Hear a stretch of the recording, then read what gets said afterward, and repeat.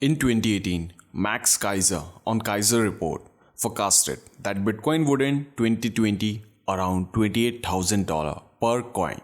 The crypto ended up closing the year at $29,000 a coin, making Keiser's prediction the most accurate compared to any other crypto experts. Now, talking about the current status of Bitcoin and the low interest rates, Max Keiser said that the reason why interest rates are low across the world and the reason why central banks coordinate with each other around the world for policies like quantitative easing is the idea that they all will be cooperating and there won't be anyone breaking away from this essential cartel.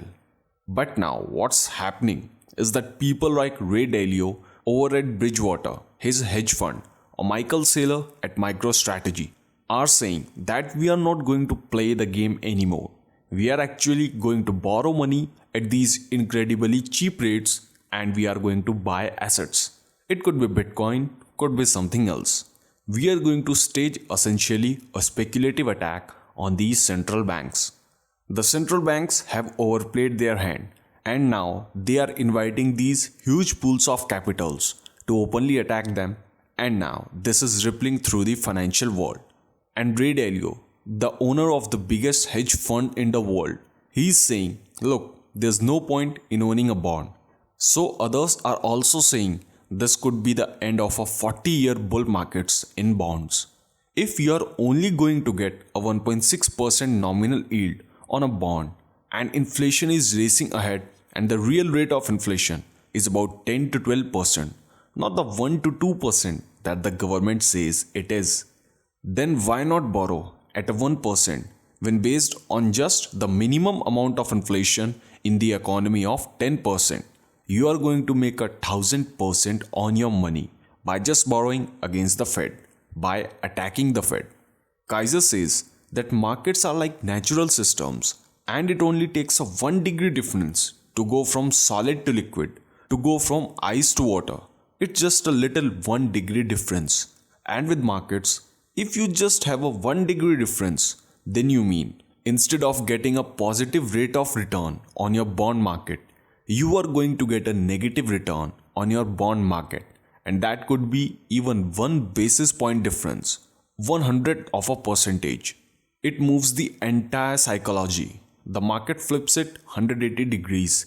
And now, instead of all these hedge funds and central banks cooperating to keep that status quo going, they are now attacking the central bank and the money printers with this borrow to spend on assets change.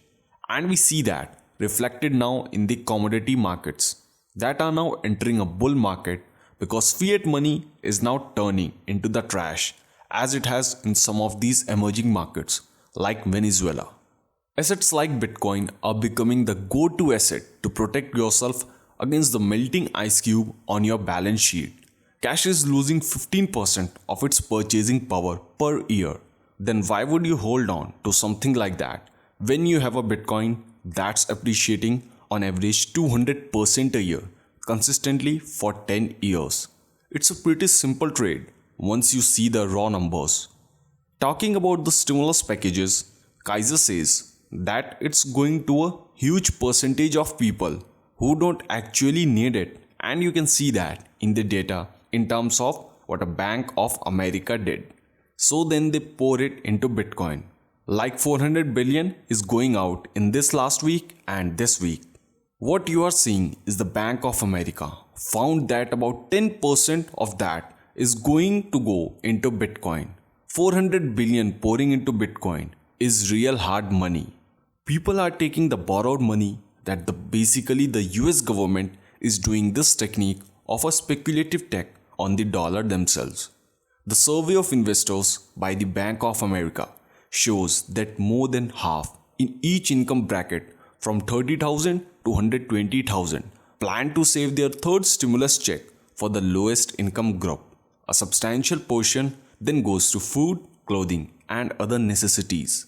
So look at that gap. 53% is all that people earning under 30,000 a year. Those people can only afford to save 53% of it. The rest is going on food and rent. That's the gap between 53% and 79%.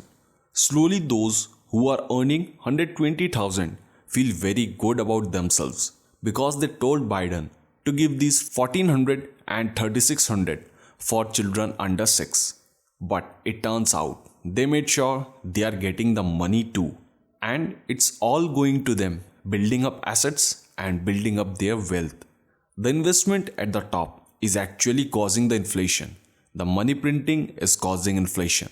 So it's going to be running in place for the bottom 30% of people earning under 30,000. The discrepancy, how the wealth and income gap keeps on going further and further, wider and wider, despite these policies that actually destabilize the situation.